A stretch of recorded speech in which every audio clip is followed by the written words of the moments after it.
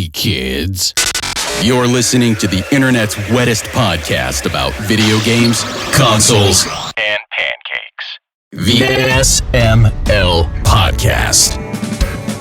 Prepare for the SML Podcast.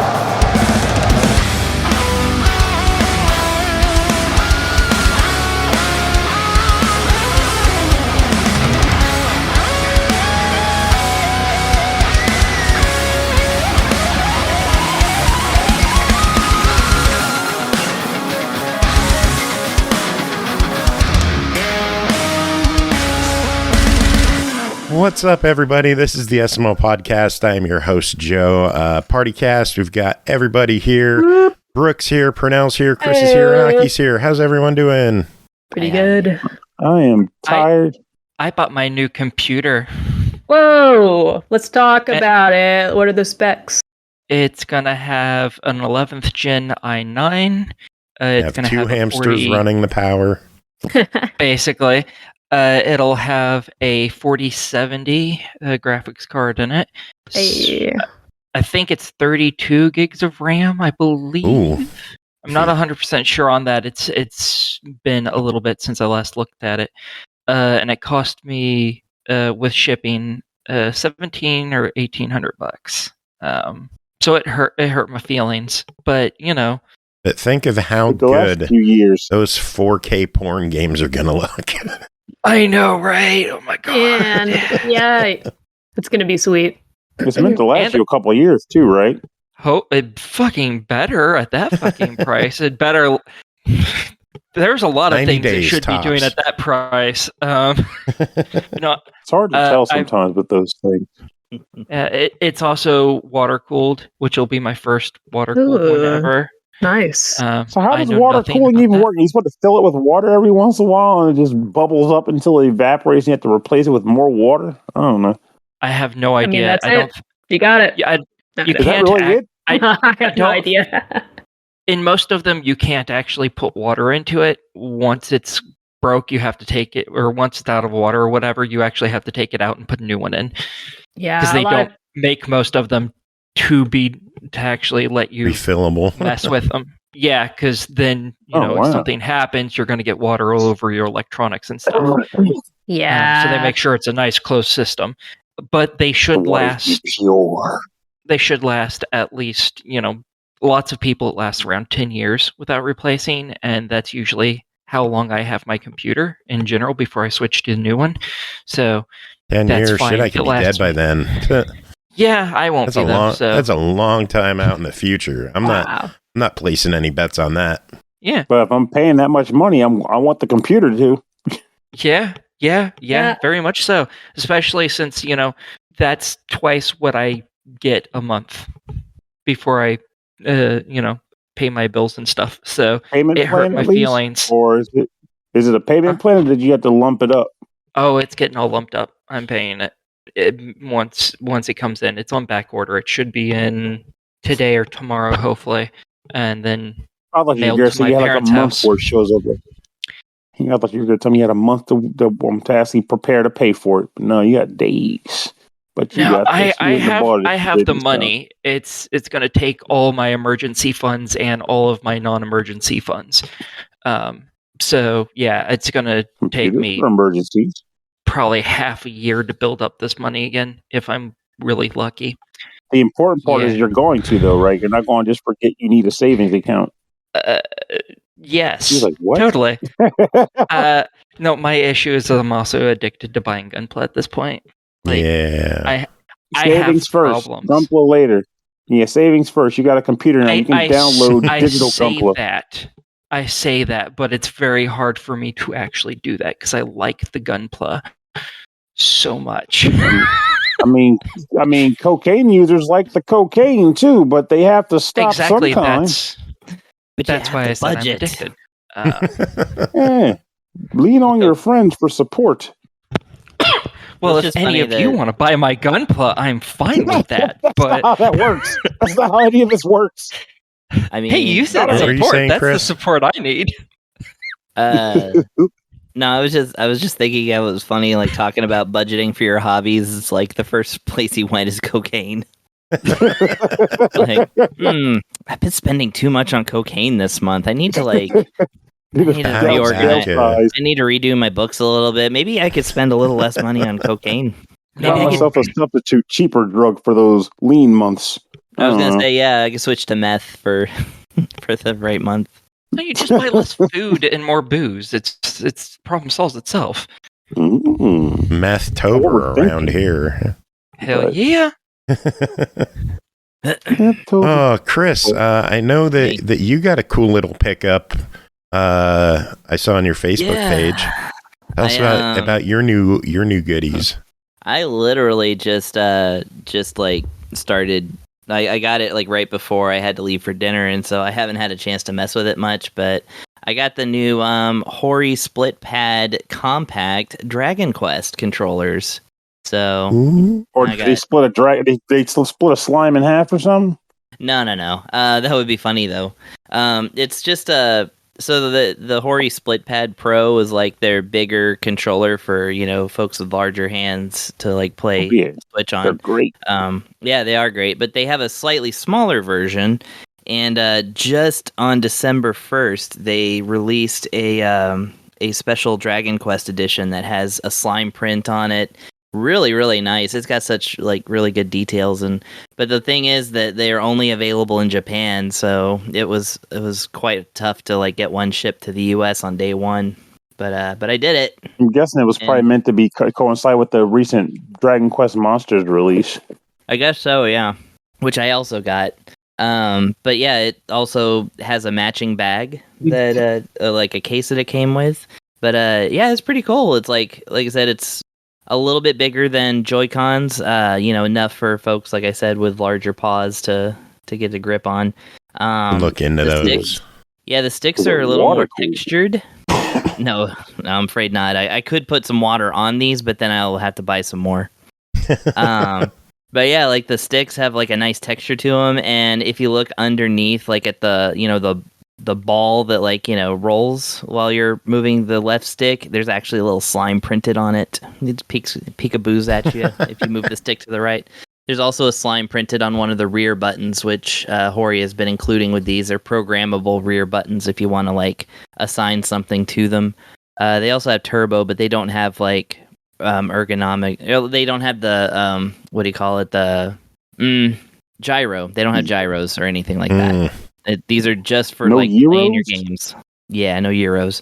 But yeah, no, I really, really love it. It looks great, and the case is actually not as impressive, but I'm glad that it's fitted for these. So, and it does have slimes printed on it, which is like all I could ask for, really.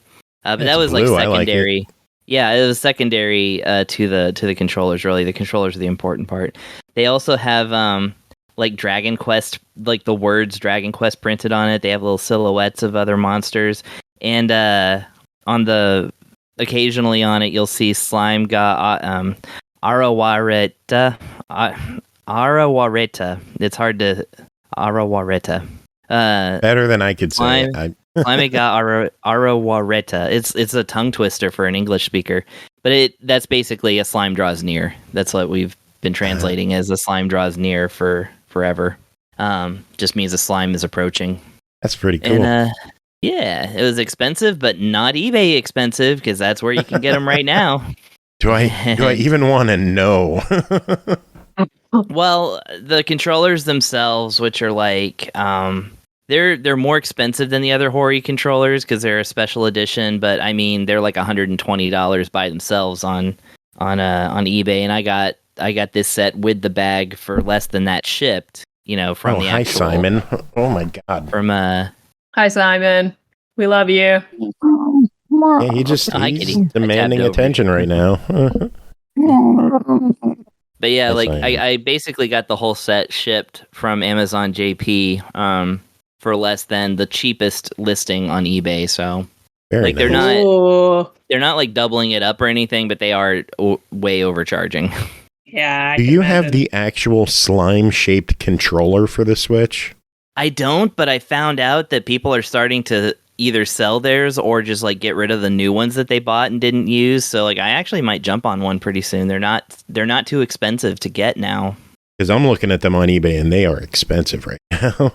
Oh. 2 something, 3 something. Oh, no, that's weird. I saw some for like $70 or $80 earlier. And they must be jumping up.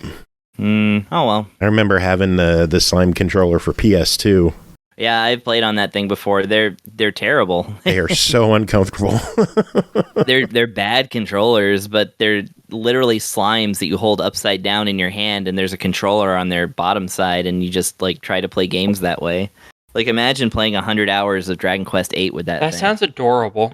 It's adorable, but it is adorable. It's one of those things where on paper it's totally different than when you're actually trying to play a game with it. It looks great though, and again, it makes a fantastic like piece like to look at because it's big and it's a slime. So looks grape even. Mm-hmm. Pernell, I heard you speaking cat earlier. What did you say to Simon? Oh, I was like, "Hey, bro, it's gonna be all right. This is what friends are all about." All right, you know. Yeah, I'm trying to be good. I'm trying to be good to the cat. You know. Okay, I appreciate that. Joe, did it work? Did he seem to chill? Yeah, he just needed his snuggles.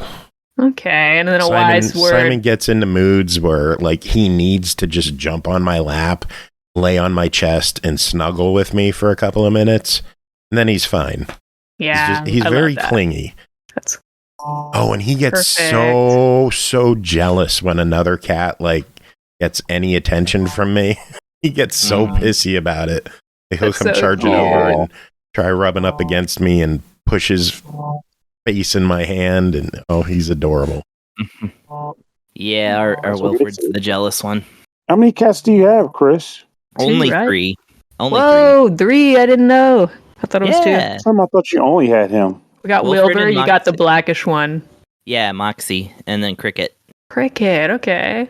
Cricket's the new kid on the block. Nice. But also now she's the largest. Oh my god, perfect. Yeah. When do you get number 4? Oh. That's what I want to know. Well, I know Catherine wants a rabbit, but that probably won't work out with the 3 cats. Might not, especially since we might move to somewhere smaller.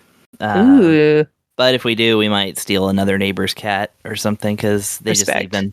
Yeah, and that's what Austin's all about. If I remember correctly, you always get a few cats no matter where you go. That's what Austin's all about: stealing cats. I mean, I wish you don't even have to steal them. They just giving them away in Austin. Yeah. Also chickens. Yeah, everybody's like, I'm going to be cool and raise chickens. So then you move in on a road and you're like, who's freaking chicken in this? And everybody's like avoiding eye contact. I'm like, oh, hell no. I wonder if I still have the picture on my phone. When we first moved in here, one of our neighbors had chickens and one would occasionally get out. And I just have a picture of me with a chicken at our front door. That's pretty cool. Like, we live along a highway. Like, why? Not like a huge highway, but like downtown street. Why the fuck do you have chickens? We don't live fully out in the country over here. We're like kind of like close to it, but not there. We're like in a suburban neighborhood, but also we're not in the hipster part of town. So it's like there's no reason for chickens to be out here. You'd right. Pernell, I heard you speaking chicken. What did you say? Oh, so you're just mispronouncing my name over and over. Very cool. My friend Shane in high school used to like, and this has stuck with me for the rest of my life. He used to be like, he would be like, I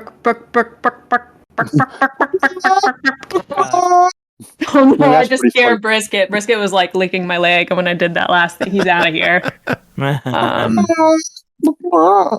That's pretty funny. Now I'm stuck with it. It was really well done. I'm so tired of it by now, but it's also really just funny. Clucking around tonight. It's so true. I feel it. Feeling an episode title coming on. I feel like. Oh, go ahead. No, you. Oh, I was just gonna say. I wonder if Brisket has ever run afoul of a chicken. Oh wow! I don't think so, but maybe we'll make it happen. For Christmas, Carrie and I are getting ourselves an Airbnb for a night, slightly like 30 minutes away. We're gonna use it as a little test day for Brisket, like a night over somewhere else, and we'll be close enough to home so he can, see our vet or go home if anything happens, because it'll be his first night away. We're gonna see if we can travel with him, and I I'm getting an Airbnb where the guy has a little organic vegetable garden, and I'm gonna let Brisket go outside for the very first time in his whole life and like frolic around. I got him a little harness that looks like a reindeer. It's gonna be cute. Oh, just be careful. That might be setting him up for an addiction. I know. We're starting to like slowly. We're month to month now in that house, in the apartment you visited, Pernell, and we're trying to slowly look for maybe a house to rent outside of San Francisco, be a little cheaper, and maybe have like a tiny little yard. I could let him frolic around and plant some clover, you know. Oh, that would be nice. Nice. That'd be wing gear, actually. I think little bunny buddy would appreciate it. I think he'd like it. He's so adventurous. I have a question for y'all really quick, not to change the subject, but have you guys ever played, this is relevant for my review later in my notes, have y'all played any of those phone apps for cooking, like Cooking Fever, Cooking Madness? No. No, I played the OG Cooking Mama. Okay, I love Cooking Mama. That's pretty cool. All right, thank you. That's all I needed to know. I will call on you later. I just wanted found to the say- chicken picture. Nice. I'm excited. Oh my god, cool. I want to see. Are you putting it on the stream? I'll throw it in the Discord. Okay, sweet. Make it the show image. Yeah. And call it Cluckin Around. Oh, I will. That was the plan. We got this, amazing. Got this episode in the bag already.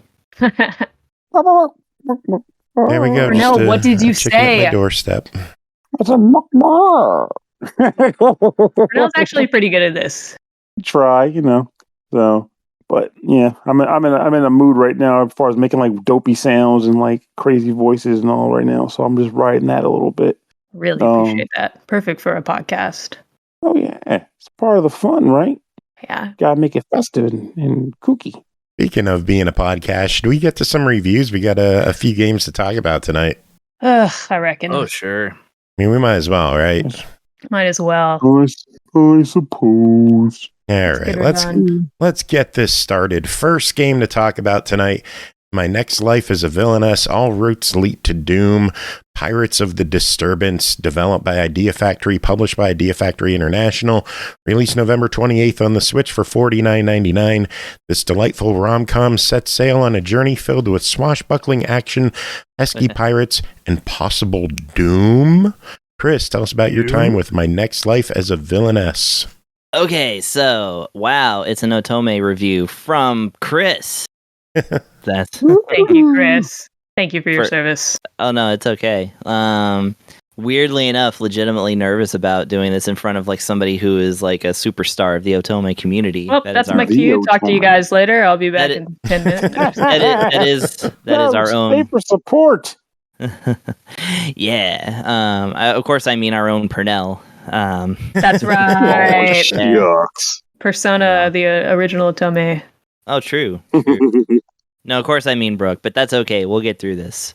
Yeah, so My Next Life is a Villainess. This is a really interesting kind of thing because this is a, Otome visual novel based on a light novel anime property that itself is based on a fake visual novel Otome. So it's it's folds upon folds. That which is fake has become real, and that which is real has become fake. Our entire world is upside down. This is already off to an amazing start. I'm so happy.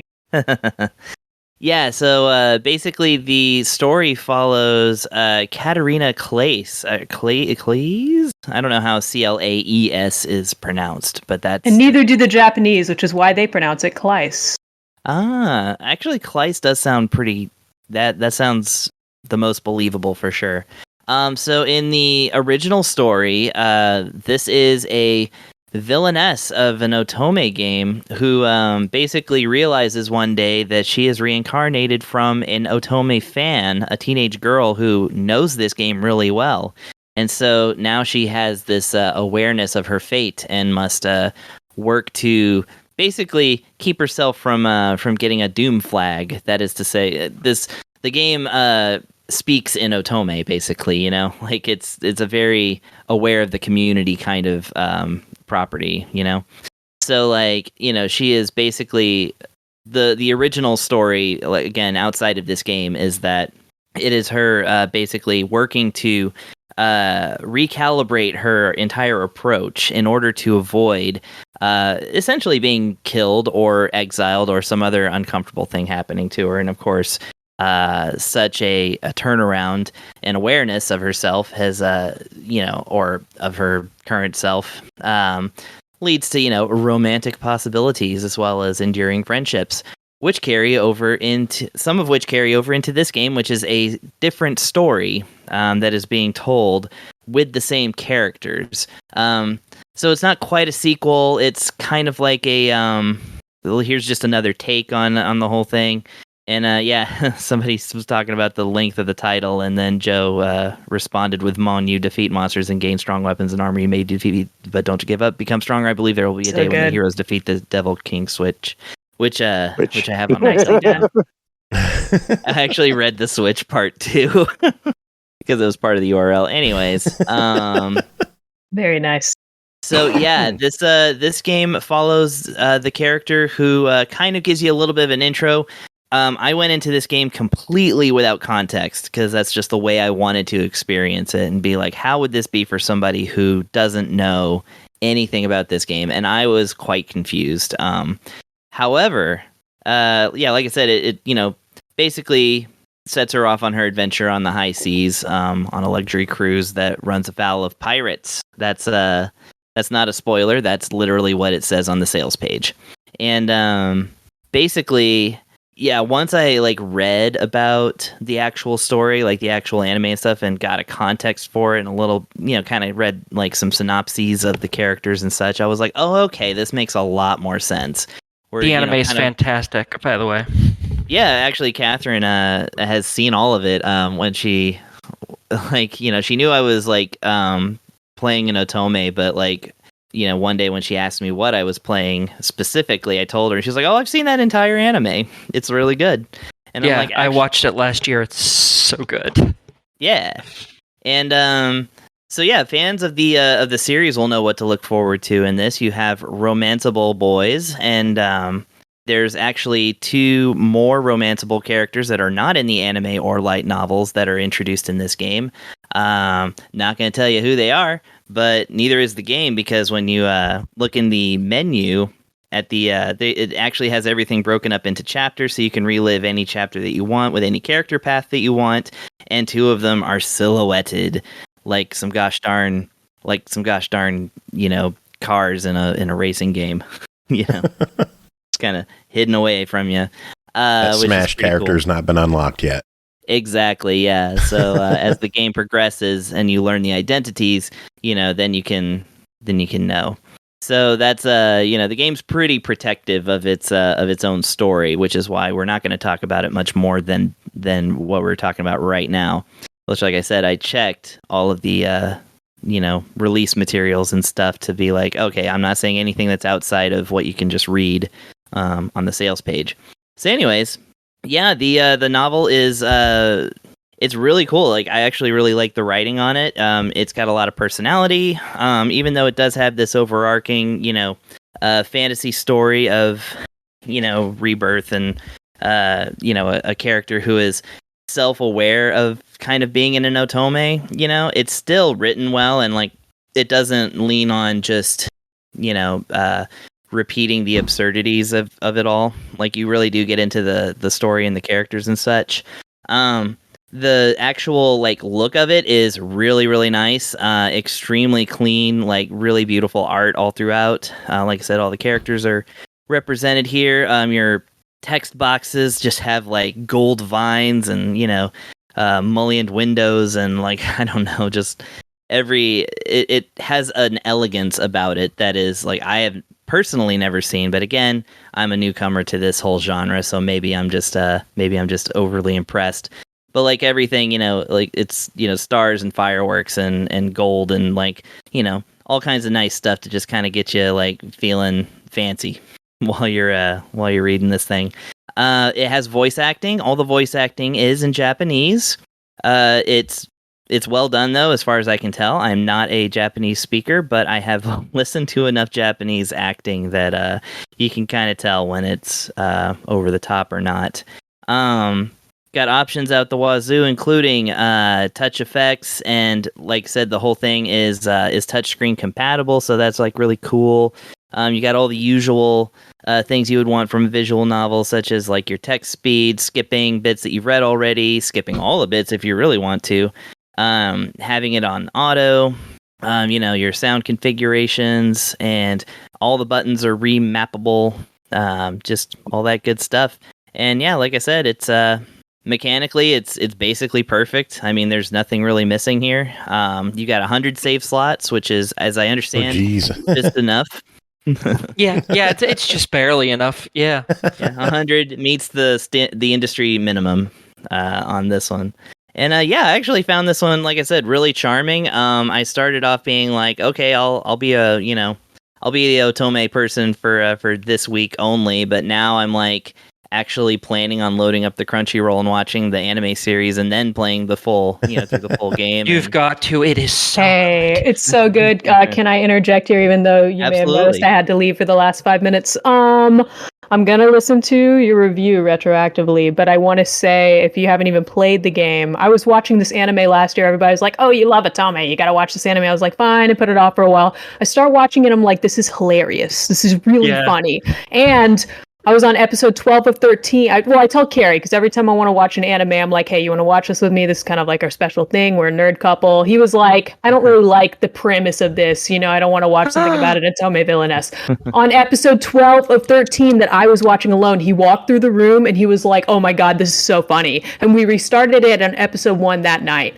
We just found out that his best friend, who hates like a lot of female-centered media, absolutely adores the show. It's really funny. Katarina's so stupid, man. Like, she's like, how am I gonna avoid being, and that's why everyone loves her. Like, the whole game is people falling in love with her because she's stupid and it's really funny. So like, she'll be like, I want to get out of here, I'm so hungry, I want a snack, I really want something to eat, and her fiance will be like, oh ho ho ho, Katarina, you're so charming. And like, it's just a whole game of that. It's so funny. They're like, she decides don't tell too much with this. We've been asked to be as vague as possible. With just the actual anime game content. So truly, but it's a really funny franchise. Like, highly recommend the anime to either gender. Aki's 1,000,000% right, and Chris, I think you personally would love the anime. So I hope you watch it. I hope you chat me about it. I gotta find the anime. It's really good. It's on Crunchyroll. Oh, it's on the Crunch. Have you actually seen who the other romanceable characters are? I know they're hidden, but have you actually seen who they are yet? I haven't, no. Okay. When you do, I want you to tell me who they are. Okay. I'll be everybody's touch point on this one. Thank you so much, Chris. But yeah, no, I agree. Like, that's kind of like Brooke perfectly kind of segued into what I wanted to say about this, is that, so Otome, for a straight male such as myself, is a little bit of a, it's a stretch. It's a stretch, yeah, because you're kind of like, you're playing as a maiden, and it's literally on Wikipedia they call it reverse harem, right? So it's like, which I think is weird, but because it's kind of like not what's reverse about it, anyways. So 100% agree on that. By the way, I started coughing. Sorry. No, that's okay. But playing as a female character, and like, just basically going around and dating boys and stuff, like, again, it's a little bit of a stretch. It's not beyond the realm of enjoyment. However, I'm going to say, as somebody who has like, gotten into a couple and been like, okay, it's pretty good and stuff like that, this one I think is a good bridge. This is a good way for anybody to kind of get into like what's appealing about this genre, because it's told through comedy. It's told through relatable, like, things. It's not just, you don't have to believe that, or, you don't have to feel like all these boys are beautiful, I can't pick which one, like, it's not, I don't think that other Otome are like that. I'm just saying that that's the perception that you kind of get when you're thinking, oh, do I want to spend $50 on, this game that's a visual novel, So I just want to say that I have like zero interest in anime as a whole, and I'm downloading Crunchyroll so I could check this out because you're talking it up so much. Dude, I bet Ashley would love to watch it and have some laughs too. And I can say also, I'm very grateful to both Brooke and Aki. Just just as of last week for introducing me to certain acronyms and like kind of Otome specific language that they fully use in this game without providing any description or like definition, so that I could be like, oh, I know what they're talking about. I won't say what because that would be a spoiler, but I will say, again, if you're an Otome fan, this game will be speaking to you directly. Well, the game clocks in at $49.99. What is your verdict on My Life as a Villainess? All roads lead to doom. Pirates of the Disturbance. I am so excited about this one. I actually probably would have never spent $50 on it myself, despite, unless somebody like really, told me what specifically I would like about it. So I'm happy to say that my experience with it puts it firmly in the buy it category for me. I think that this is one to check out if you're if you are or are not interested in the genre at large. This is still a great romp that you're gonna enjoy. So I'm like, hell yeah, can't think of anything against it really. Cool. Yay. All right, next up I will be watching the anime too. I'll be here for you, bud. That'll be all of our homework for next week, to watch the anime. Yes, and as an extra incentive, can I just say, and Chris has probably had this hinted at him with the characters in the game. In the anime, we spend just as much time with the ladies falling in love with Katarina as we do the dudes. In the Otome game, we kind of got fun. We're going to spend a lot of time with the ladies in the anime, and that is the best part. And I'm not just saying that as an old horn dog, so please enjoy, and I'll be here for you if you want to talk to me. I couldn't speak to that in the game itself because I'm not exactly sure where the game falls on that. So I'm I know the anime is like that. So. That's why I want to know who the two people are that we don't know. As I'm just hoping maybe it's some of the girls, because there's like 3 or 4 of them in the anime that fall in love with her. I'm like, that would be cute. Aki, who's your favorite of the girls? Mary for me, no question. I think it's probably Mary for me as well. Yeah, that's Carrie's favorite as well. She's who was the white-haired girl? She might with the Sophia? red eyes. So bad with names. Yeah, the little sister. She's amazing. Sophia? She's basically I might me. like her too. She's fun too. If she was raised in Jacksonville, Florida, and had kind of like a weird drawl, that would be me. Yeah, I think they're coming. I think there's a new season coming. By the way. Nice. Okay, we're moving on now. Yeah. All right, next game, a Highland Song, developed and published by Inkle, released December 5th on Switch and Steam for $17.99. Maura McKinnon is running away a wild adventure through the Scottish Highlands with open platforming and dynamic storytelling, maps, and music. Pernell, tell us about your time with a Highland Song. So this game is a fine example of just how crazy living in the Irish Highlands must have been, because what I was reading, this game was inspired largely by the lives of the creators and the way it was like growing up for them over there. Because the idea here is that Moira is, at the very beginning of the game, she runs away from home. You come to find out very quickly that the reason she ran away was because her uncle Hamish sent her a letter saying, I got something really cool to show you. Come to see me at the lighthouse. Make it here before basically what's the equivalent of like a festival. A name whose name would totally eluded me just that damn fast, which kills me. Probably because I didn't make it. It's frustrating. I didn't. Anyway, the point is, so you're tasked with leaving and trying to get there before the festival occurs. This takes place over a number of days, and the game does count down for those days as you go. And you are pretty much running across the Highlands to progress towards it. Moira can run, she can walk, she can jump, and she can climb on surfaces like a scaler, which is amazing because this kid is climbing some crazy surfaces in this game.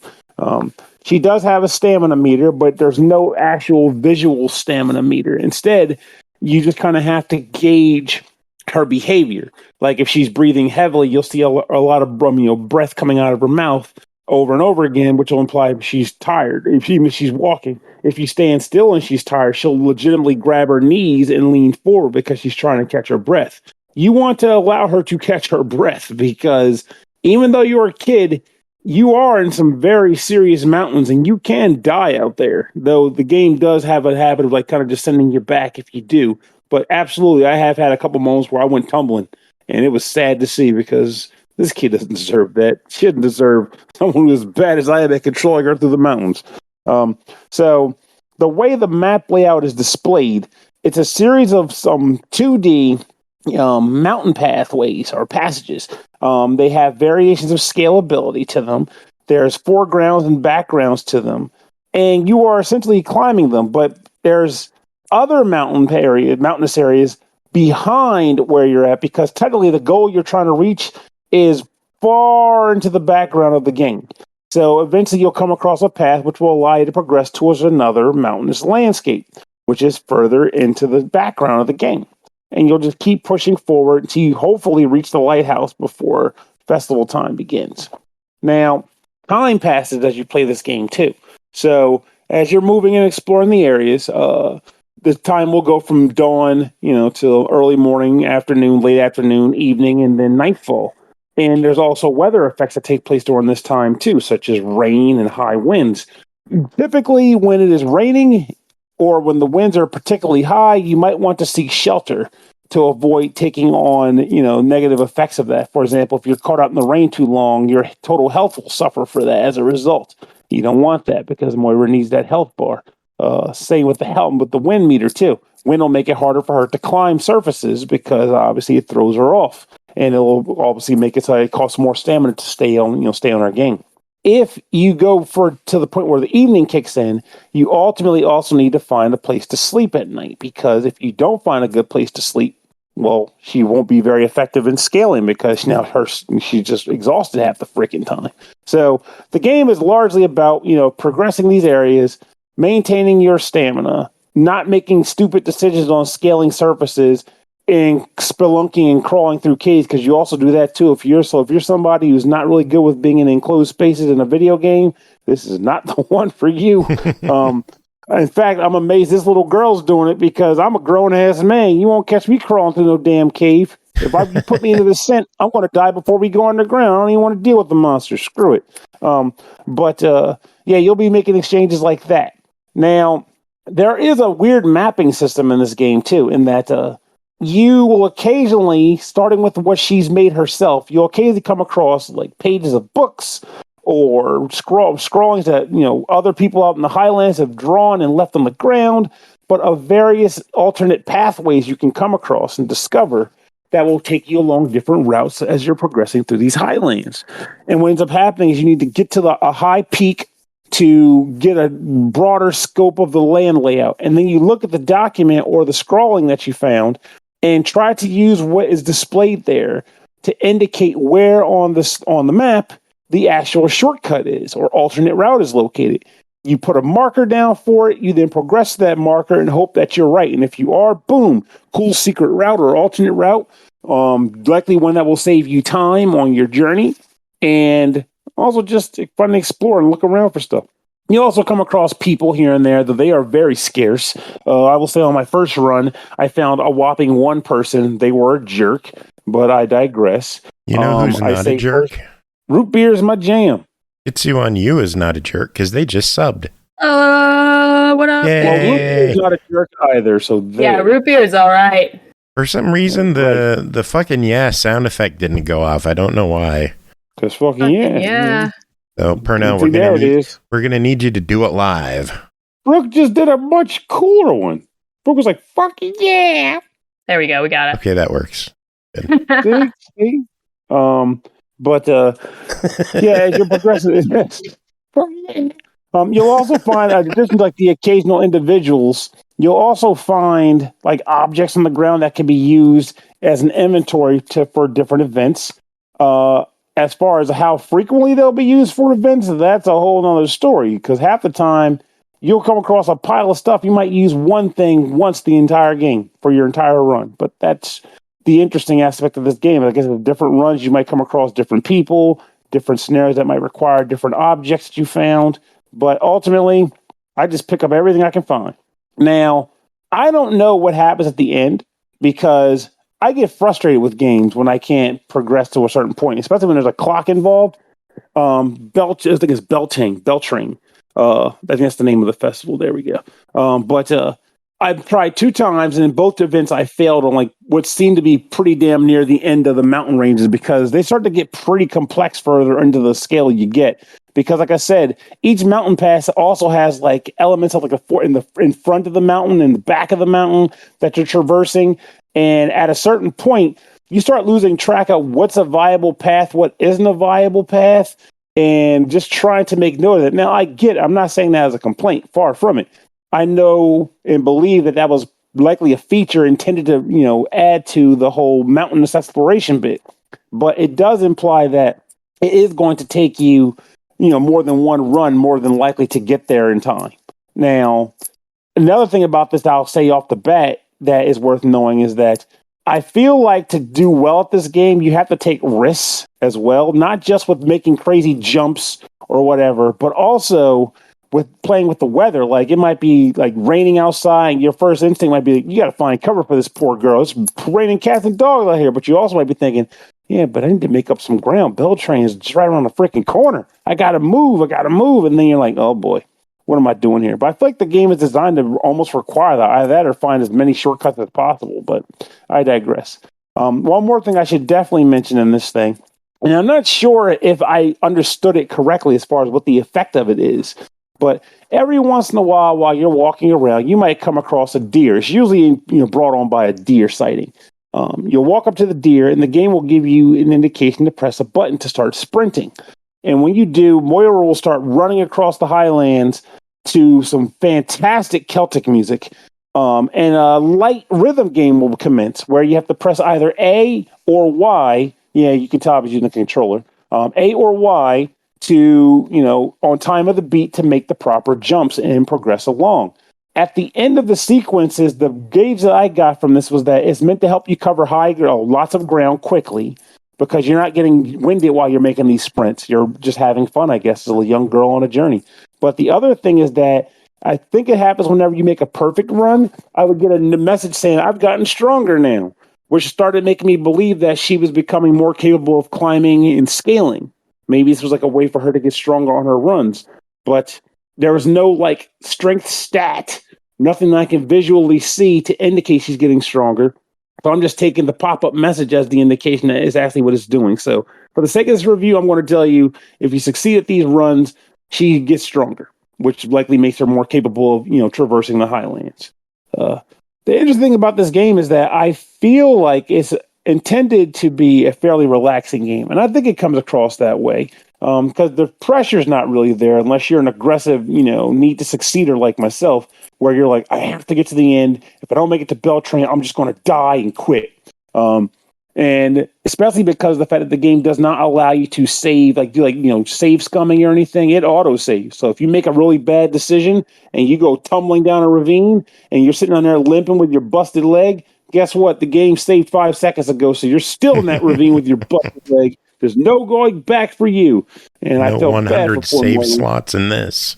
Nope, just the one. And it sucks for that. But the game in general, I think, is a solid pick. It has a nice bit of like exposition involved with it too. Like you'll hear her talking to herself every once in a while, just talking about her feelings, her situation. She'll be hearing like playback in her head of like stuff that her Uncle Hamish said to her, describing the highlands and like different landmarks she comes across. She'll hear memories of like her uncle and her mother having conversations. It's just nice. Like I kind of like having moments where she'd be like, "What the hell am I doing out here?" Because like she'll be crawling in like a little cave. She's like, "Why am I doing this?" Like, good question, kid. Why are you doing this? But it's because you were programmed to do it, and it's okay. I think this game is a good time. Speaking of what the hell people have to do they have to pay $18 for this game? Nice. I think it's worth $18. Very much so, in fact. Boom. Cool. Is that your verdict? No, it's breezy. Okay. Highlands are breezy.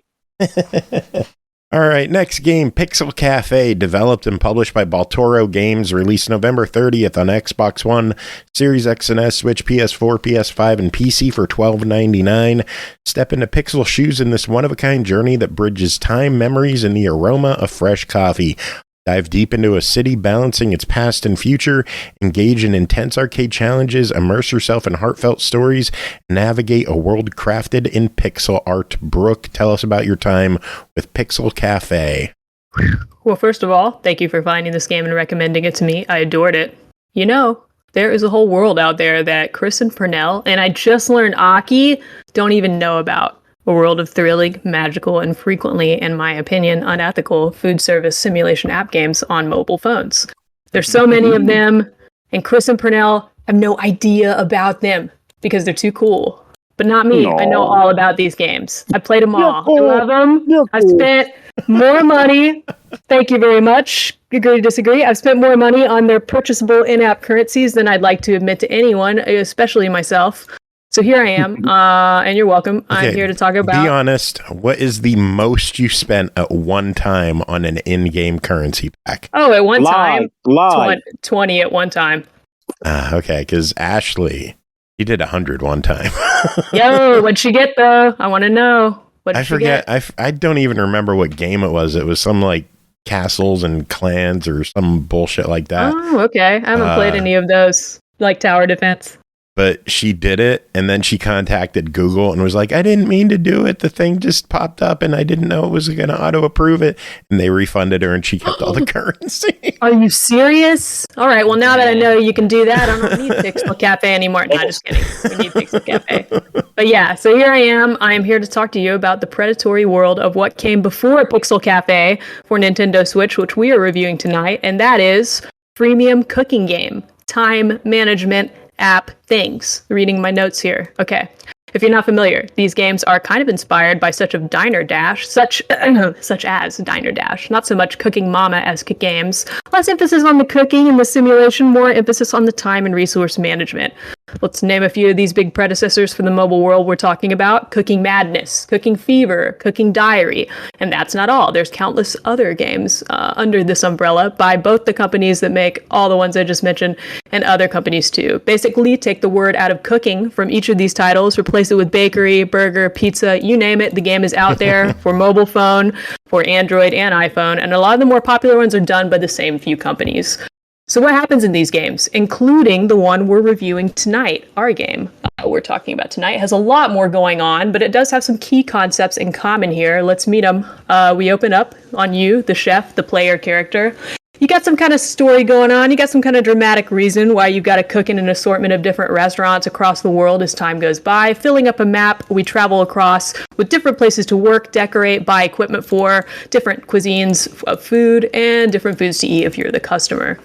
You'll start in an easier restaurant to manage the others, some might say, a coffee shop or a burger place or something like that. You'll have one or two things to cook, a couple drinks you got to whip up when the customers order them. Maybe it's fries instead of drinks, depending on the app. We play in the first person, and you are looking out across a counter the customers can walk up to, and you interact with that counter and different cooking stations built into it to prepare whatever they order. Do they want a cupcake? Cool, you'll make that. If they might have customizations you need to pay attention to, generally because these games were designed for the phone, you're picking up ingredients and dragging them around to assemble them, turning on and off cooking machines as you go, maybe even cleaning up a bit, all with a swipe or a click of a finger or two. The customers order by saying what they want, visually in a speech bubble with pictures of the food that they desire. Once you're done making the item they order, you turn it into the customer. Sometimes you just tap it when it's done. Sometimes you drag it to them. They make some sort of obnoxious Sims-esque humanoid sound like ooh, ah, or oh, or maybe even grrr, or if you took too long to make their food and now they're mad. Most of these games, and this also accomplishes, I didn't put this in my notes, I should have, this also accomplishes, we can release these games in a million different languages because they're just mostly visual, so very, very easily localized. So in most of these games, yeah, see, there you go. See, Pernell started us out tonight on the silly noises, and I was like, okay, Brooke, remember that paragraph in your notes where you put a bunch of stupid noises? You could do this, man. They're not going to be as good as Pernell, but you got this. You're going to be like your hero. This is your chance, kid. Stop, kid. Oh my God, Pernell, I'm gonna hire you to be an NPC in one of these games. Perfect. Let's do it. See, that's the noise he makes when we run out of time and I didn't serve him and he storms out of the restaurant and I maybe either get fired or die. We'll talk about that in a second. So in most of these games, you make more money. Someone have music playing in the background? I hear like some kind of majestic music playing, and I can't. Not on my screen. It might be, I'm not going to lie to you, it might be Pixel Café. And if you don't hear it anymore, it was, and I'm very sorry for that. Okay, so I've had this game up for like 5 days. It's really, Chris is my Nintendo Switch friend. He can probably back me up. This game's been on a lot. Okay, so in most of these games, you make more money if you get them their food faster. And each customer has a little timer of how long they're going to wait. On the left side, that's going to time out if they lose all their patience and walk out, just like Pernell did. If this happens, you don't get paid. The food is wasted, and that does typically come out of your paycheck for the day, even if you survive the shift, which normally won't happen if too many customers walk out. That's typically a game or a level over, but survive the day. And you can keep the money you make, and once you have enough saved up, you can upgrade your restaurant, and sometimes, like we can in Pixel Cafe, you can also upgrade yourself. So what's your story? Because in almost all these games, you have a character for yourself and y'all got a story going on. In a lot of these phone games, you're trying to be the best there ever was, or you're a famous young touring chef, or you're a rich, young, beautiful entrepreneur opening up 100 restaurants this year across the globe. Will you learn a thing or two about life, maybe even love? Who cares? Because you're never going to get that far unless you are a whale, one of those people who pays a lot of money for these games. So how about this game tonight? What's your story now in this non-mobile app, PC, and console game? Take on this model, Pixel Cafe. Well, you are Pixel, a very, very cute red-haired girl who struggles with social anxiety and communication, as well as other mental health-related struggles, subsequently fitting in, holding down a job. And according to your mother, you are a total failure. You're an adult. You should have been grown up by now, but you're apparently not because you keep losing food service jobs, which is insane because aren't those supposed to be the easiest jobs in the world? According to her, they are. So it's clear your mom wasn't going to be proud of you even if you did hold down a restaurant, bar, or cafe job. But given you can't even do that, she is disgusted. But at least she's only verbally abusing you via the phone because you live out of town now. You kind of got a fresh start here, but you got to truly work your way up from the bottom. All the furniture in your house is even busted up and needs replacement, which affects your happiness, and we need to have happiness points so we can increase our stats. You only even have a house because your grandparents have left you their house, and you move in there. You're trying to get any job in town at all so you can just feed yourself and basically survive.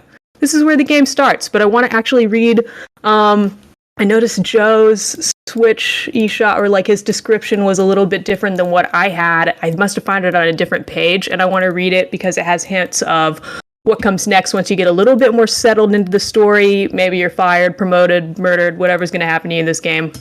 Uncover hidden tales. Explore Karstock, a city stuck between a socialist past and a capitalist future. Go on an emotional journey as you form connections with your bosses and clients in this beautifully crafted pixel art world. You might be asking yourself, why does Brooke have that written down in her notes? Well, she started putting that at the beginning of all her notes for her reviews so she wouldn't repeat exactly what Joe said. Like the first 5 reviews I ever gave, I'm basically like rehashing the concept before I got the concept. So anyway, in addition to approaching themes about socialism and capitalism like we're hinting in here, which by the way, we approach in a fun, entertaining way, we're also going to deal with some grief as we revisit memories or our past grandparents and talk to them. We'll approach mental health issues as Pixel herself is struggling in this pretty heartless excuse for a modern world we are living in. While this game isn't at any moment a platformer, Pixel as a character is definitely influenced by the character Celeste from the game Celeste and her story and her personality, or personalities, however you want to put it there. Celeste, for those of us who have not played it or watched it played, is a masterpiece narrative experience that focuses on different sides of ourselves at odds with each other and the conversations that those two sides of ourselves can have and how funny and scary and painful and engaging of a story as that can be. Pixel is similar. She's usually really passive and struggles with feeling like a pushover all the time until she's pushed too far, she flips to the other side. She's got a mean and bitter streak waiting in her. It's full of resentment. Which side of herself will win? Or is that even how it works for mental struggles in the world? This game's got a lot going on narrative-wise, but also world-building-wise. It absolutely blows the socks off of any cooking game in this model, hands down. To me, this could easily become a hit classic indie game within the cooking realm, with in my humble opinion, all the indie style and charm of another personal favorite of mine, Papers, Please, with some heartfelt tearjerker moments that can easily, at least be respectfully compared to Celeste. So I know I'm name dropping some big titles here, but that's how much this surprised and impressed me. But enough about the story. Let's talk about a few features of the game and then move on, which is very similar to the cooking madness, cooking fever shenanigans we mentioned. Why do people love these games so much if they're so formulaic, simple, you're just using your fingers, and maybe 20 people on Earth have been rich enough to ever actually finish playing them? Well, they're thrilling and they are addicting. You finish up a level in one of these games and in Pixel Cafe too, which is a little better done. Once the game evens out and you're a little further in, you finish level and you are sweating when that level is over. Your heart is pounding. And if you do get through it, you always feel like you just made it over that finish line. Whew. And you want more, not only because it's fun, but so you can make more money and buy more cool stuff for your shop. Recipes, fancy ovens that go faster, fancy chairs for your guests to sit in that make them tip more money and make your restaurant look cuter if you're into that. This is tapping into a lot of us as gamers. You might see some finger tapping and swiping going on if you're watching someone else play it and not think much. But inside their minds, they're chugging away and trying to keep a million little details and time limits straight when they're playing through a level.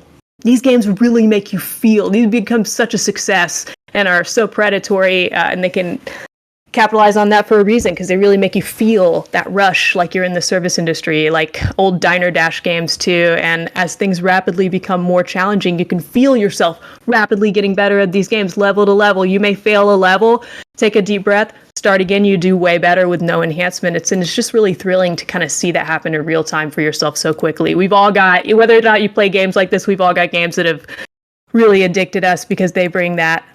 They're super addicting, which is what allows the companies for the mobile games for the past decade or so have gained popularity to take advantage of players so much with that freemium game business model. Sure enough, as fun as they are and as invested as they make the player feel, both in upping their own skill and growing their character stats, you're never going to be able to beat, quote unquote, one of these games unless you are what they call in the biz a whale for the phone apps, the people that just spend so much money and are a very, very, very small subset of the customer base. So these games use in-app currency as well as paid for in-game currency to upgrade your character in your restaurant as you go. A newer model of these games that come out in the past few years since this little mobile subgenre has increased popularity substantially is a narrative story for your player chef to go through, which we talked about before too. So now in Pixel Cafe, you don't just have one counter, you have 3 counters you could be working off simultaneously. And I really hope that they're not going to add any more. I put quite a lot of time in this game, but I'm not very far into the story. It's huge.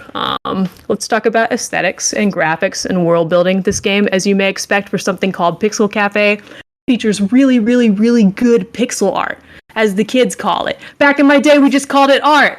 Animated maps, background, I don't know why I said that. I was thinking of Chris earlier. Animated maps, background sprites, well drawn and super well animated. Everything you'd want out of something that's promising like 8-bit goodness.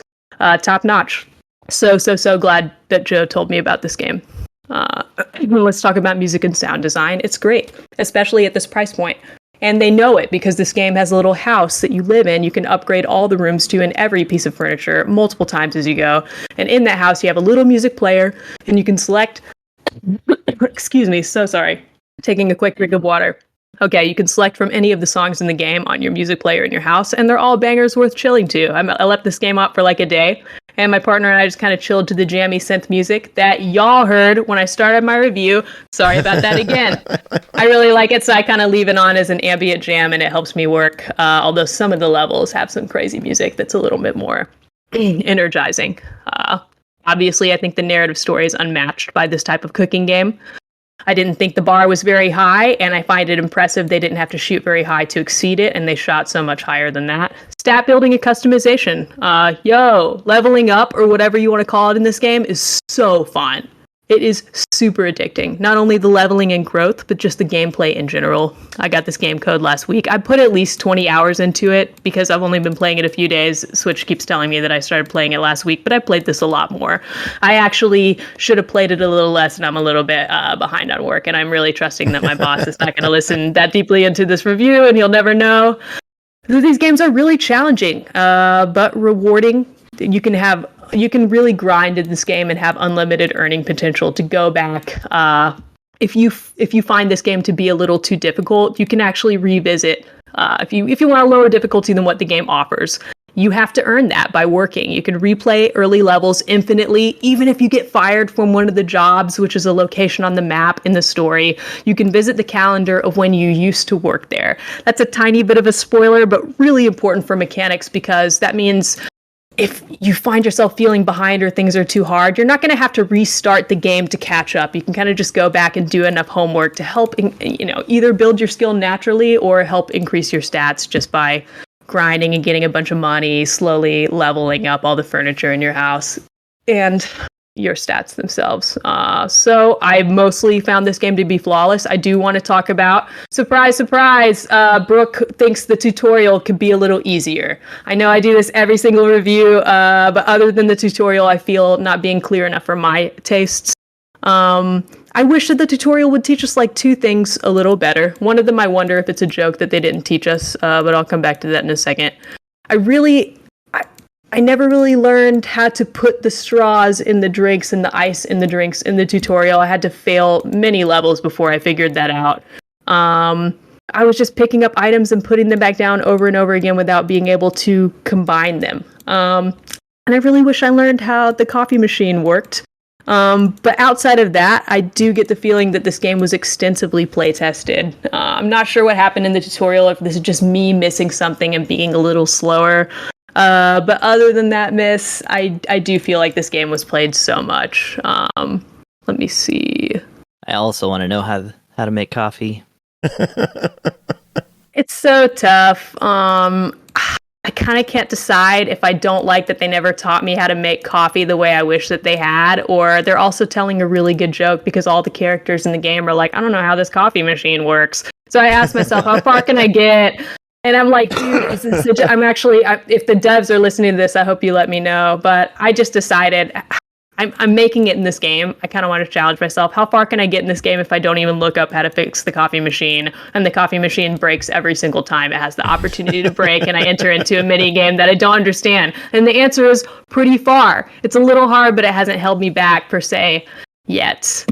This game doesn't have many controls to learn at all. However, having just a couple of buttons to push for a whole bunch of different items and actions can get a little bit confusing. Sometimes I did find myself wishing for more buttons on my Nintendo Switch controller to be utilized so I could switch it up more easily and really combo out and try to get some better muscle memory going on with my repetitive actions. Lots of selecting the area you mean to select on the screen by tabbing over or just pointing, or just hitting a different button over and over again until you're there. But while I wish that was a little different, I can't really complain about it because I think the game made the right choice still and pulled this off the best they could. And if we compare it to the phone games, while gamers may want a few more buttons so they can combo it out, the way this game is designed, anyone at any level of game experience could comfortably learn to play this game, just like the phone apps where all you have to do is tap.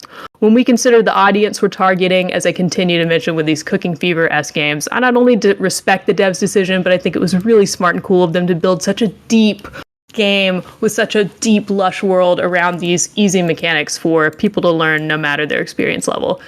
And before we go into rating, I'm just going to say, guess what, Aki? This is available for Xbox. Oh, shit, you shouldn't have told her that. I know. I'm asking for it.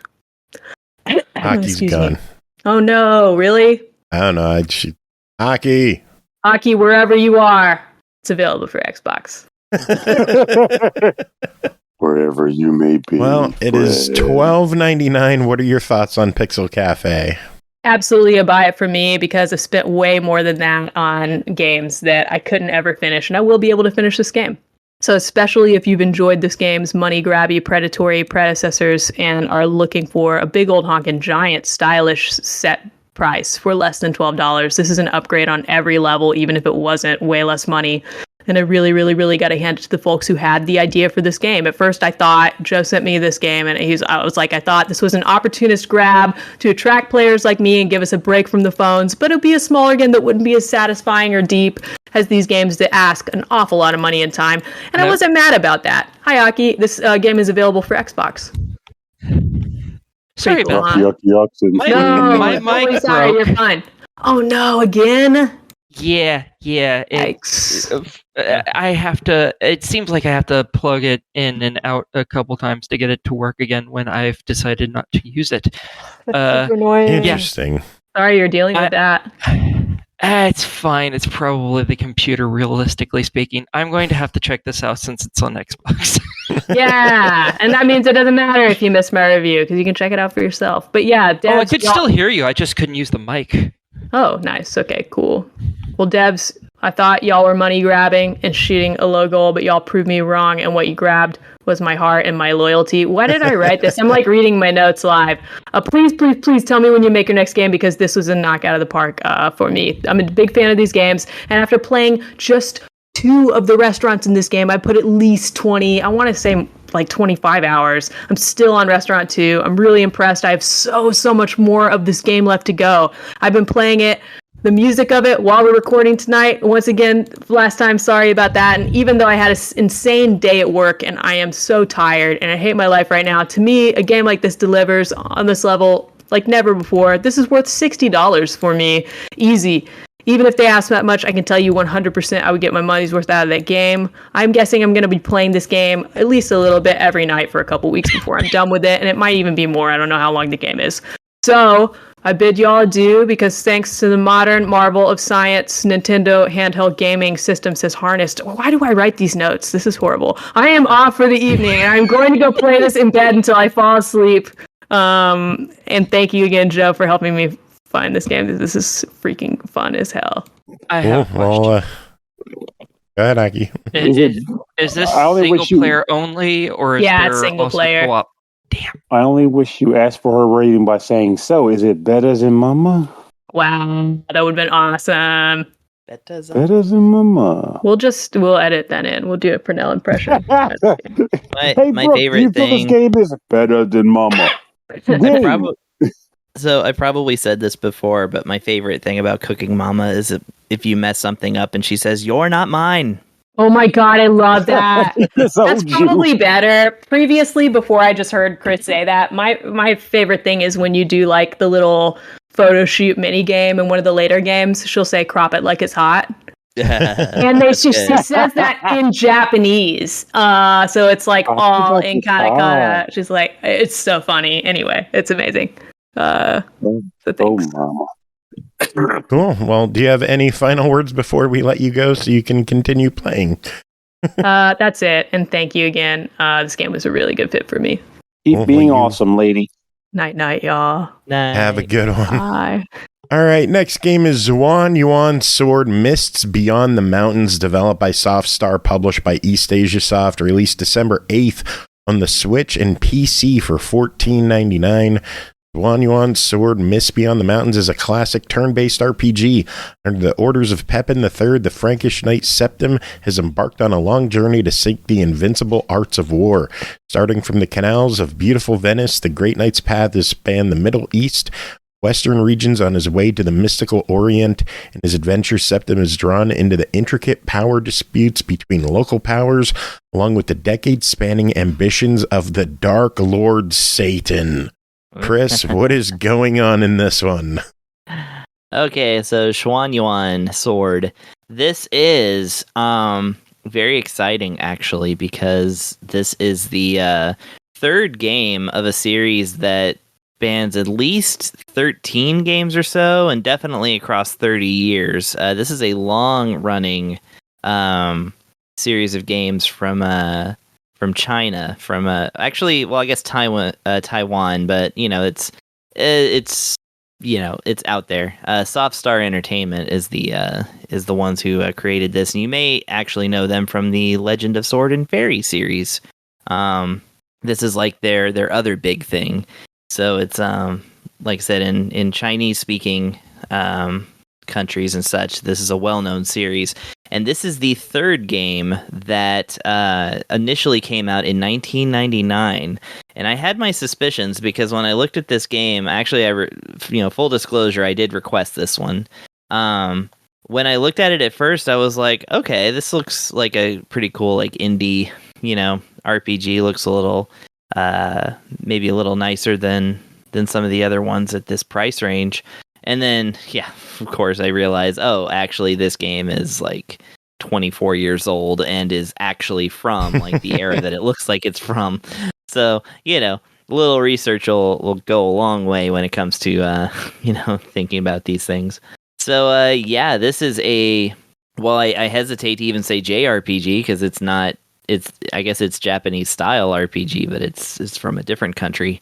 But yeah, you do play as Septim, who is he is like basically a kind of wandering hero sort of thing who ends up in Venice and runs afoul of the Christian church. So this game definitely has like a basic RPG's like ham-handedness when it comes to like, religion and stuff. Like the church is just immediately evil, and they talk about God and Satan and Jesus and all this stuff. This isn't 90s, Super Nintendo like type of censorship of religion or anything like that. They full on just like throw all of it in there, which is kind of great. You even have an NPC asks you a Bible trivia question that you could get an item if you answer correctly. So, it's kind of cool like that. But anyways, so yeah, our boy is embroiled in a dispute between the church and the supposed heretics, and he himself is branded a heretic, and matters are made not much better when he does visit a church and rescues an old man from prison who promptly summons a demon, who then becomes your companion for the game. Her name is Nicole, and she's great. She is literally a like a lady with bat wings and like and like just came from hell I don't know what. Essentially, she's on a mission from Satan. I guess Satan is trying to recruit Septim, and she is trying to be instrumental in that. But there's also a little bit of a conflict there too. So, the story is a little complex, and it like kind of unfolds as you go along. It's very interesting. Like I was actually kind of surprised, basically, at how engrossing the story is. When I started playing it, I was like, okay, well, I'll put an hour into this and then an hour into the, visual novel and then another hour into this. We'll just keep going back and forth while I still have time and consciousness. And the next thing I knew, it was 6 hours later and I was still playing this. So yeah, it's pretty cool. But yeah, it's a really interesting one because it does follow the kind of a little bit of the formula of the RPGs of the 90s, in that you go to a town and there's a problem that can be solved by going to the local dungeon. It's got a tiny bit of that. Mostly it actually does throw you into like situations that you don't commonly see in these, like how you when you're ready to depart from Venice, having fully disrupted the church's doings, and you're kind of following your rival, or actually being pursued by your kind of rival from your own country. You escape on a pirate's boat, which gets into the middle of a conflict that is actually unrelated to you. And then all of your ships are suddenly picked up by a moving island that you then have to figure out the mystery of, all while kind of dealing with your rival and also dealing with Satan, monsters, all this kind of stuff. Like I said, it's a really interesting romp, and the presentation is, dare I say, no, I'm not going to say it. It's unusual for somebody who is used to like JRPG presentations. So you do run around on a map, and it's actually kind of interesting because you run in 8 directions, right? The up, down, left, right, and the diagonals. But the actual map may be completely a different shape. Like some of them are like diagonal in a way that you actually kind of have to like run as if you're reeling in a fish. Oh, gee. You kind of run to the side and then diagonal and stuff. And your character goes from like moving like extremely slow to like also kind of moving slow, but it's a run, so his like feet are moving really fast, but it's like, I don't know. And like a Kemco hit point game, like your feet make noises and stuff too, so that's kind of interesting. The sprite work is cool, like you got chibi characters and stuff like that. They kind of look like DOS game sprites to me, or mobile games, rather than something like more kind of pixely, like something like from a Final Fantasy or whatever. And then when you get into battles, everything looks like kind of hand drawn and like cut out from like paper and stuff. Like you got, kind of pencil looking drawings that are not as smoothly animated because it looks like they're, each frame has been drawn, but it still looks really cool. And like there's cool visual effects and stuff like that. And the main thing that like looks really interesting about this is the cutscenes. The cutscenes utilize the chibi models, and it does it in a way like they put this kind of blur over it to where it's like it's really surreal looking. It almost looks like something that you would see somebody producing with one of those terrible AI things. It's like, show me a 3D cutscene from an NES game or something like that, and it's like it would come up with this surreal like kind of weird way about it. But it all like looks so cool and interesting, and I don't know, I'm like really intrigued by this. And yeah, like I said, the you run around and you go into dungeons sometimes, but you also find yourself in weird situations sometimes. They're all context specific, so it's kind of like it definitely keeps you more interested than just saying, oh, here's the next town, where's the next dungeon kind of thing.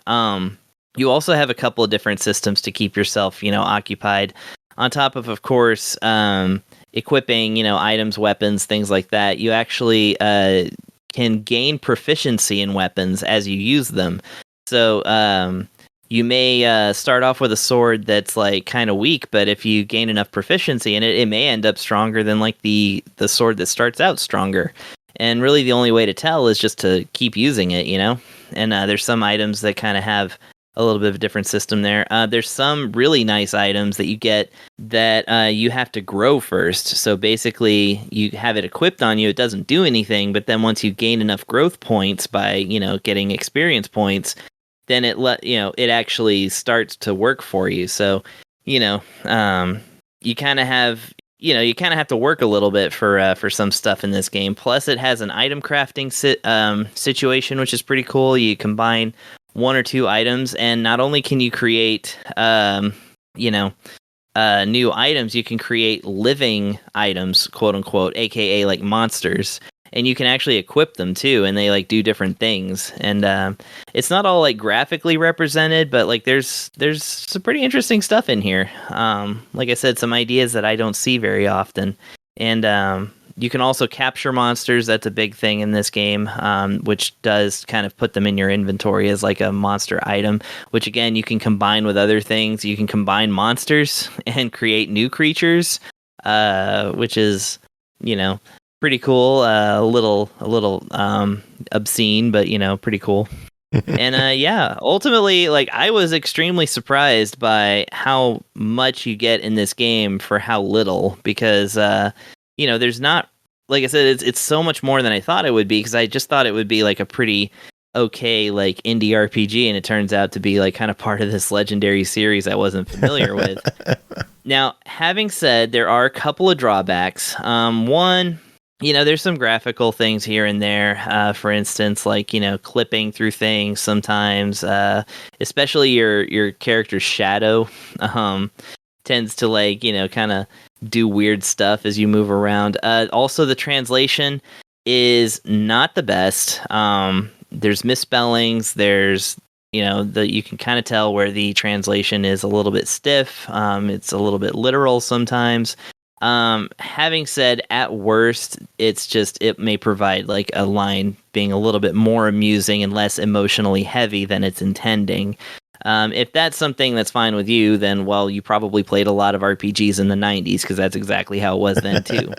So it's not anything that offends me. It's just something to know that, like, in this game, it's not perfect, but, man, it's good. Nice. Well, it clocks in at $15. What is your verdict on this one? Yeah, $15. This is absolutely worth $15. And actually, I really, really hope that people do kind of catch on to this one. This is the first release on the Switch, and it's one of 3 that's available in the series in English. The others are available on Steam. Some of them are available in Steam, like some of the older ones and newer ones, but they're only in Chinese. So I'm really hoping that this game does pretty well, so that Softstar is compelled to maybe bring some more of these games over here, because I would definitely buy another game of this series on the Switch. So I'm going to give it a buy. I wanted to get this on Xbox. I'm kind of bummed this isn't on PlayStation or Xbox, but it is on the Windows Store with Xbox achievements. So that's interesting. But there's no actual console version, despite the fact that their 2 other games are on Xbox. Yeah, and if you looking through the Steam page, I'm kind of like, this is pretty disorganized. I mean, it's kind of tough to tell what's what. Some of the titles are in English, some aren't. Some are doubled up in there. Some are available in these like 2 or 3 game collections that are kind of weird. But at least when you click on the game itself, then it's like, it'll tell you English language not supported. And so you can kind of tell which ones. But yeah, Mist Beyond the Mountains is available in English on Steam as well. So for the same, I think $1 less or something like that. But yeah, it just came to Switch, so maybe it'll come out. Maybe some more of them will come out, but I don't know. I'm really I'm into this because this really does remind me of like the not mega super popular like PlayStation RPGs, like something that's not Final Fantasy. It's not reaching for the stars, but it is providing like really solid art, music, and some weird how does it compare to like Chained Echoes and Sea of Stars? Well, those are indie games, and they're made nowadays by modern with modern tools. I would say I find it more compelling than I have found Sea of Stars so far, but Chained Echoes is really, that game was such a work of art, and only by one person, so it's kind of like, it's really hard to compare other stuff to that one. But I will say, if you're into those games, this is one to check out because it provides you a different kind of flavor of JRPG. I say JRPG, but you know what I mean. A different flavor of this type of game than something that's like of the Kemco set or something like that, which is just trying to kind of latch on to a specific working formula that this one is trying more stuff, and it's like I said, it's bolder, if you don't mind me saying. Cool. All right, well, moving on. Next game is Kingdoms and Castles, developed by Lion Shield, published by BlitWorks, released December 1st on Xbox One and Series X and S for $14.99. Your kingdom must survive a living and dangerous world. Do the Viking raiders make off with your villagers, or are they stopped full of arrows at the castle gates? Does a dragon torture granary? Your people dying of starvation in the winter? Or are you able to turn the beast back? The success of your kingdom depends solely on your skill as a city and castle planner. Pernell, tell us about your time with Kingdoms and Castles. Well, damn, that description sucks for me because I took the punk way out. In that this game does give you the option, if you're the type that doesn't want to deal with like military or conflict or whatever, you can just build and have a nice, relaxing, kosher time. And full disclosure, that's what I did. So whoop-de-doo. But with that said, I feel as though my dialogue will still carry over to the beat dragons down with a ballista too, which I do know you can build. So this game is at its core a city builder and a kingdom manager. And that you start the game off, you are able to choose like your difficulty that you want to play on. And that's where the aforementioned I chose not to deal with conflict came in, because early difficulty is like, hey, very little conflict happens. You're just building and making your villagers happy. And then the higher up you go, it's like, more aggressive Vikings, disasters and the like. So I didn't do that. But when the game kicks off, once you've chosen your location and the size of your island, and whether or not you wanted other islands or rival kingdoms on your map, you are smack jab plunked onto a landmass. And you are immediately tasked with getting this party started by building your castle keep, which is pretty much the center of your kingdom as a whole. But then from there, like with a lot of games of this type, you will be building out to, further define your kingdom. Like the first thing you might need is some citizens, because what the hell is a kingdom without citizens? So you can build a road to extend away from your castle, and then you're allowed to build homes along the side of that road. After you've built the roads and the homes, if there are people already in your kingdom, they will go to live in those homes. Each home can have a maximum number of head of households, At the base of the version house being the hovel, which you start with, 1 head of household per home, and that actually does matter for future games. So once you've done that, you will then realize that these people want to be happy. Everybody wants to be cool, Don't happy, we all? very clean. Oh, here to that. And if only it were as happy, easy to be happy as it is in this game, because they have simple needs at the beginning of the game. They want drinkable water. They want access to roads. They want friendly neighbors, and they want access to charcoal. And that's kind of what gives you your very beginning, starting goals. You need to get homes for more people. You need to get drinking water, which requires you to build a well. You want to have charcoal, which requires you to have a charcoal maker, but the charcoal maker requires you to have wood to burn for charcoal. You also need wood to build the homes. So now, all of a sudden, you're building out, you're looking for trees, you're chopping the trees down, which you can set by setting a command to just chop down swaths of trees to acquire the wood that you can then use to build those facilities, hopefully eventually making your citizens happy. This loop will again becomes a matter of them saying, I want food now. I am freaking hungry, which means now you need farms and orchards, and they all have requirements to construct them. Whether you need stone to build things or wood to build things or iron or what have you, you need to acquire the resources by doing constructions and like facility builds to get these things developed. Now, stone, you don't just go out and grab it if you see it. You have to discover a stone mass that can be core or mined on your map, and then build a quarry next to it so that people can work in the quarries. Iron mines, you need to find iron deposit and then build a mine there. All these things also need to be staffed by human beings, or voxel people, as I like to call them, because this game is very much voxel art, which I think is beautiful. You need to actually go to your job priority screen, which is probably, for me, the more annoying element of the game, though I feel like it's also user error in this case. But you have to actually allocate the importance of the jobs in your kingdom, and also the max number of people you want working those jobs, equivalent to the number that you can accommodate. So, like, if you have one quarry, a quarry can likely support 2 workers.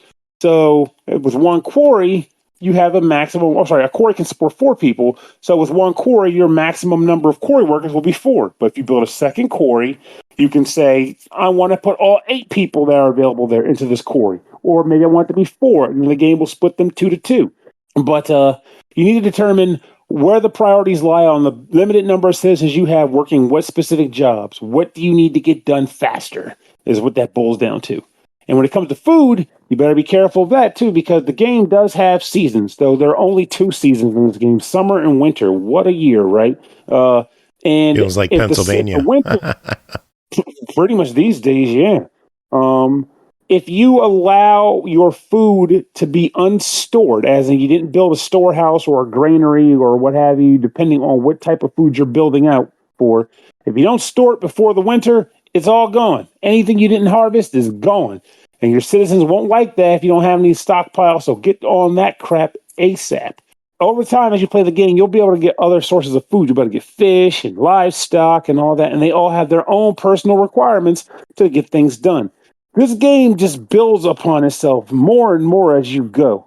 Hilariously enough, they do show you pretty much everything you can build in the game at the offset, even if you can't produce them or have no reason to produce them yet. But you'll be building all sorts of stuff. Soldiers, barracks, even if you're not doing with a lot of military stuff or monsters, you will come across the occasional environment where wildlife might attack your people if you let them go without having protection. So you need to have citizens trained to handle weaponry. You'll need a tavern to keep your people happy because they like to hang out at the bar at night. Boats to travel to other islands if you want to expand your kingdom beyond the landmass you start on, etc., etc. I feel like the only real issue I have had with the game, because the Zen state does absolutely kick in. It just takes a little settling to, because once you get accustomed to being okay, this isn't just utter chaos. I have an idea of what I want to do to build my kingdom out. Once you find that perfect groove, you'll get to a point where you're just blowing through year after year in game. I haven't played this game for years. There hasn't been that much time, but in game years, and you'll be just kind of feeling the flow state. But I did genuinely suck at having the concept okay, job priority change. This job, now that job. Now I need this done. I need this done. And I should be treating it like freaking Final Fantasy 12 macros, where it's just line them up in the order they are and leave them that way. And if by some chance I need to build something, I already have building at the top. So if I tell the game build thing, it should automatically allocate people to build. But I kept doing it so hair triggered every time that I never got the full effect of it. So my advice to you, if you decide to buy this game, kind of treat it like a macro system and just know that you want your most important, but also less frequent tasks at the top. That way you can trigger them when you need to trigger them. And then when they run out of things to do, they'll move down to things that are constant. Something like that. The other thing I think is kind of funny is you also have to tax your citizens in this game too, because one of the resources is money. And at the beginning of the game, you don't just get money. Even if you have citizen buildings and people living in them and all the folks are working, you still don't just get money. To get money, you actually have to build a treasury that can house the money. And the treasury has a limited amount of money it can store, kind of like Scrooge McDuck's money bin. And if you start getting more citizens that can pay better taxes, you need another money bin and another money bin. I'm surprised there's no freaking swimming animation in this game of the king just reveling in his own monetary filth.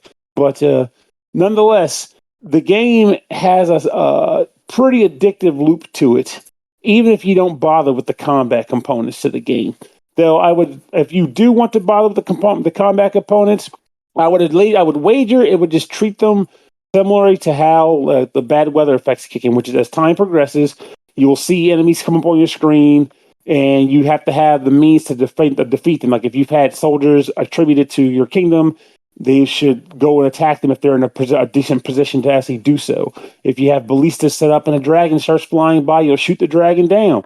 Like, that's how I perceive it working, because that's the same time flow that you got. So make sure you have the resources on hand to repair and fix anything that they damage. Like if the dragon sets a building on fire, you better have a well nearby so the citizens can put the fire out. And I believe there's also even a fire station you can build to make it easier for people to put fires out. You can build a fire department. Go figure. This game is pretty cool. It was a game that was not on my radar. I do see it as being a contender for solid city builders now, though. It definitely hits the mark. It's not... Well, actually, no, it is. It's a different game from that one I reviewed earlier. I think it was earlier this year, that Polytopia. But nonetheless, I feel like this stands up next to Polytopia as, like, kingdom, management, fun exploration or expanding out game. Like, I enjoy this. I think it's fun. Oh, well, it clocks in at $14.99. What's your verdict? I'd give it a buy in the States. I think it's worth your time. If you like city builders, if you like to relax, if you like sweet, sweet voxels, all of which apply. Cool. Sounds good. We got one final game to talk about tonight. That is Hakuoki Edo Blossoms, developed by Idea Factory and Design Factory, published by Idea Factory International. This one released back in March 2018 on Steam for $9.99. Remastered telling of the beloved visual novel Hakuoki series is a continuation of Hakuoki. Kyoto Wins story focuses on the story set in Edo, the second part in this two-part series. Aki, tell us about your time with this one. Okay, this one takes up immediately where Kyoto Wins dropped off.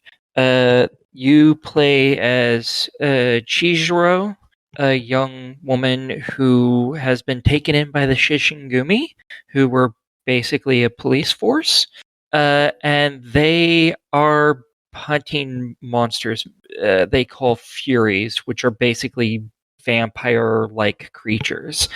And they have just been kind of destroyed. Not the vampire creatures, the Shishigumi. They've been attacked by the government, and some of them have been injured, some of them have had other problems that have come about, and that is basically the start of this game. Everything is going to shit. You choose a route at the beginning, which is any one of the dudes, basically. And there's a lot of them. I think there's 7 or 8, something like that, of them. And you go down their route. That's the person you're gonna romance, yo. So have fun. And some of them you have to deal with the fact that they're injured and you're on the run from people who are outright trying to kill all of you. Not just, the government that attacked you originally, but also Furies that are all around and abound. They're hunting Chizuru specifically because she's apparently part Fury, and And yeah, you have to deal with those who are injured, those who have been less than humanized, we'll call it, as well as having to deal with their personalities. And lots of them are the brooding type, so there's a lot of personality you have to deal with, namely rudeness. So yeah, this is an adventure visual novel, so you do get to make choices. Obviously, since I said routes, that always means it's an adventure one. There are choices. That's why there are routes. There's a lot of dead ends in a lot of them, and you really kind of want to see them all because it doesn't just go to the end. It actually, explains how they die and so on and so forth. There's also a good end, a bad end, and for some of them, I feel like there's a third end as well that I'm not going to go into. But they all are based on different choices you make, causing them to become somewhat corrupt or not, and the level of corruption determines. Are you drifting away from your microphone? You're getting just steadily quieter. Oh, I might just be getting quieter. Sorry. Oh. So I thought you were just slowly rolling away from the computer. No, because this mic is part of a headset, so it's attached to me. I was just getting quieter. So yeah, so there's kind of a corruption element to it, and that determines which one of the endings you get. And yeah, I spent 34 hours in this game, I think, and I haven't even finished half the routes yet. Well, it only clocks in a long one. $10. What are your thoughts on it? I think it's totally worth it. However, there is one caveat to this. You do need Kyoto wins, or else you're not going to be quite up to date with the game. Because, again, these are two halves of a whole. These originally were one game back on the Vita, and they were split into two different games when they were ported to Steam and updated graphically. So you do need to play Kyoto Wins to really have a full grasp of what's going on. If you don't really care about that, it's still ooh pretty boy. So you can get away with it, but the story isn't going to make as much sense. Yeah. So Kyoto Wins is also $10, and they have a bundle of both of them for $18. Like we said, they are a little bit older. They are older games, but do they still hold up? Are they worth it? Oh, they're fantastic. For visual novels like this, there's not really an older game because there's not a lot of change to the genre. So, no, for $18, oh yes, totally worth buying the pack just to have both of them. That's how you want to play it. Cool. All right, well, that is it for this episode. We made it through another one. Thanks to the three of you for being here and hanging out the whole time. Thanks to Brooke for coming on, doing her thing as well before she went off to play more Pixel Cafe. Aki, you gonna pick that one up? I might. I won't be getting it anytime soon because of that computer cost, but I might when it's on a pretty good sale. I might. Nice. Chris, what were you gonna say? I was going to say, I'm not sure if you had talked about it before, but we talked about this last year. No Gravity Games is doing a 12 days of free games kind of thing for the Switch eShop. So if you have any one of their games, if you have any one of their games, then every day you can collect a new free game. It started yesterday on the 11th. This is being recorded on the 12th, and it started with Nanogram's Prophecy, and today they threw up Creepy Tale 2, which I just picked up. And, which I think I reviewed. Oh.